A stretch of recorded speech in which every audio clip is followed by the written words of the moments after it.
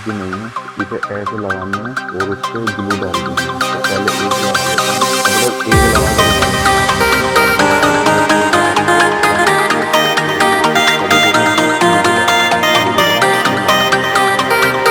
मुझे धीरे धीरे बताना ठीक है। गाइस जैसे कि आप देख सकते हो कि मैंने इसमें एलईडी फिक्स कर दी है और मैं इसमें इसको इस तरीके से आप देख रहे होंगे कि इसके बाद इसको साइड में लगा देंगे और बाद में इनको वॉल पे ग्लू लगा देंगे। तो